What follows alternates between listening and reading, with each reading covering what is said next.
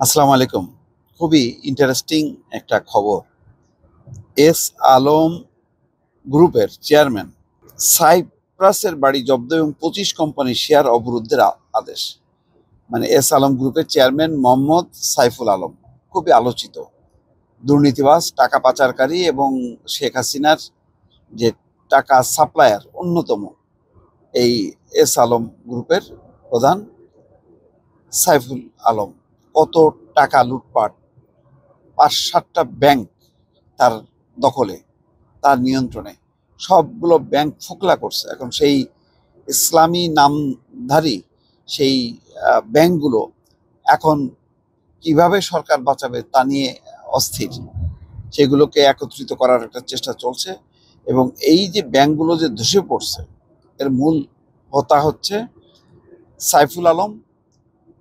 ডিজিএফআইকে ব্যবহার করে সে সমস্ত কোম্পানির পরিচালকদেরকে পদত্যাগ করে শেয়ারগুলো লিখে নিয়ে মালিক হয়েছে। এই লোক দেখেন কোথায় বাড়ি করেনি, মানে সারা বিশ্ব ছড়াই ফেলছে। কোথায় টাকা রাখবে? লন্ডনে বাড়ি আছে, দুবাইতে বাড়ি আছে, আমেরিকাতে বাড়ি আছে, কোথায় নেই? সাইপ্রাস, সেখানে পর্যন্ত, ইউরোপের একটা ছোট্ট দেশ সাইপ্রাস, সেখানে পর্যন্ত হানা দিছে। সেখানে তার ২ তলা বাড়ি, সেটা জব্দের আদেশ দিচ্ছে। কেন ওইসব জায়গায় বাড়ি জানেন? ওইসব জায়গা ইউরোপের দেশ, তুলনামূলকভাবে দুর্বল।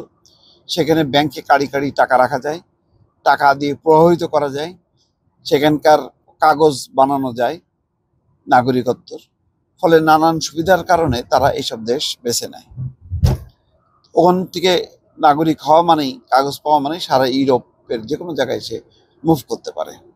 দেখেন এখন ইউরোপেও, মানে সাইপ্রাসেও তার ২ তলা বাড়ি এখন আছে, যেটা এখন জব্দের নির্দেশ দিল। এই সমস্ত নির্দেশ না দিলে জানাই যেত না যে এই লোক বাংলাদেশ থেকে সারা বিশ্ব ছড়াই ফেলছে তাদের গাড়ি বাড়ি ধন দৌলত সবকিছু।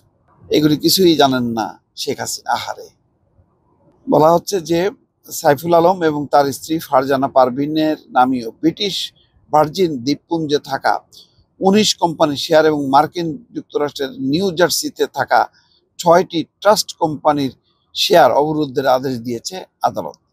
মঙ্গলবার ঢাকা মহানগরের সিনিয়র বিশেষ জজ মোহাম্মদ জাকির হোসেন গালিব এই আদেশ দিয়েছে। দুর্নীতি দমন কমিশনের উপপরিচালক তাহসিন মুনাবিল হক বাড়ি জব্দ এবং শেয়ার অবরুদ্ধের আদেশ চেয়ে আবেদন করেন। এর আগে গত ১৭ জুন সাইফুল আলম এবং তার স্বার্থ সংশ্লিষ্টদের নামে থাকা ১৮০ কোটি ৬১ লাখ টাকা মূল্যের ২০০ একর জমি জব্দের আদেশ দেন আদালত। গত ২৩শে এপ্রিল ঢাকা চট্টগ্রামে থাকা ৪০৭ কোটি টাকার ১৫৯.১৫ একর জমি জব্দের আদেশ দেন একই আদালত।